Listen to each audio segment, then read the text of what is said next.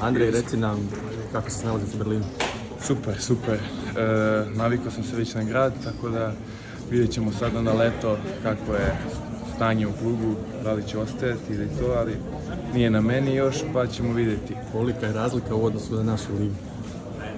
Pa ima razlike, drugačije, punije su tribine, gotovo i u navijačima, u tom nekom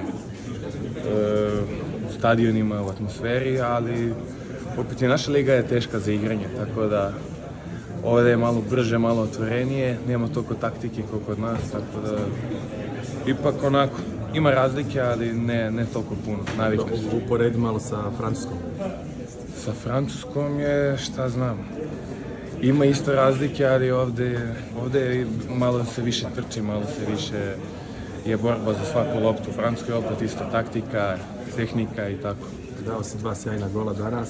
Hvala. Prvo poluvreme fantastično, drugo malo tvrđe. Jeste. Daj malo utiske utakmice. Pa prvo poluvreme je bilo kaotično malo, 4-4, stvarno zanimljivo i za navijače i za sve, tako da za mene super, 2 gola, piše se, tako da šta znam, drugo je moralo malo da se stane, mi smo se malo povukli u jednom momentu, čekali kontre i opet onda ide se dalje.